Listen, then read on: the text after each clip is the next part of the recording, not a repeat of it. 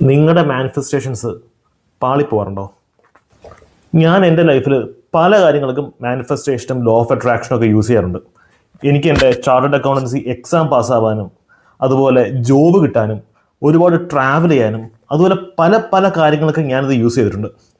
പക്ഷേ ഞാൻ പണ്ട് ഒരുപാട് മിസ്റ്റേക്സ് ഇതിനകത്ത് വരുത്തിയിട്ടുണ്ട്. ഈ ലോ ഓഫ് അട്രാക്ഷനിൽ എല്ലാവരും കോമൺ ആയിട്ട് എടുത്തുന്നൊരു മെയിൻ മിസ്റ്റേക്ക് ഉണ്ട്.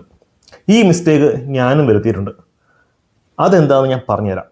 പൊതുവേ ഉള്ളൊരു ധാരണ മാനിഫെസ്റ്റേഷൻ എന്ന് വെച്ചാൽ പോസിറ്റീവായിട്ടുള്ള നല്ല കാര്യങ്ങൾ അല്ലെങ്കിൽ ലൈഫിൽ സംഭവിക്കുന്ന നല്ല കാര്യങ്ങൾ തിങ്ക് ചെയ്താൽ മതി, അത് ലൈഫിൽ സംഭവിക്കുന്നുള്ളതാണ്. പക്ഷേ അതാണ് ഏറ്റവും വലിയ മണ്ടത്തരം. Manifestation is not about thinking, it's about feeling. നിങ്ങൾ ആ ഒരു നല്ല കാര്യത്തെപ്പറ്റി തിങ്ക് ചെയ്താൽ പോലെ നിങ്ങൾ അതിനെപ്പറ്റി ഫീൽ ചെയ്യണം. ആ ഒരു കാര്യം നിങ്ങളുടെ ലൈഫിൽ സംഭവിച്ച് കഴിയുമ്പോഴുള്ള കംപ്ലീറ്റ് ഫീലിങ്സും നിങ്ങൾക്ക് അപ്പോൾ അനുഭവിക്കാൻ സാധിക്കണം. ഞാനൊരു എക്സാമ്പിൾ പറയാം. സപ്പോസ് നിങ്ങളൊരു ജോബ് ഇൻ്റർവ്യൂ കൊടുക്കാൻ പോവാണ്. അത് നിങ്ങളുടെ ഡ്രീം ജോബാണ്. അപ്പോൾ നിങ്ങൾ സാധാരണ ചെയ്യുന്ന എന്താണ്, ആ ജോബ് ഇൻ്റർവ്യൂ കിട്ടി, ജോലി കിട്ടി, അതിനെപ്പറ്റി നിങ്ങൾ ഇമാജിൻ ചെയ്തുകൊണ്ടിരിക്കും.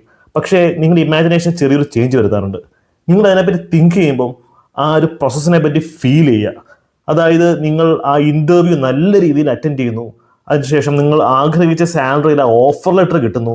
ആ ഓഫർ ലെറ്റർ കാണുമ്പോഴുള്ള നിങ്ങളുടെ സന്തോഷം, അതുപോലെ നിങ്ങളുടെ ഫാമിലിയുടെ അടുത്ത് ഈ ജോബ് കിട്ടിയതിനെ പറ്റി അവർ സംസാരിക്കുന്നു, അപ്പോൾ ഉള്ള അവരുടെ എക്സൈറ്റ്മെൻറ്റ്, ഈ വക ഫീലിങ്സ് എല്ലാം ഒന്ന് സ്വയം അനുഭവിക്കാൻ ശ്രമിക്കണം. അപ്പോഴാണ് നിങ്ങൾ നിങ്ങളുടെ ഡ്രീമിനെ നിങ്ങളിലേക്ക് അട്രാക്ട് ചെയ്യുന്നത്.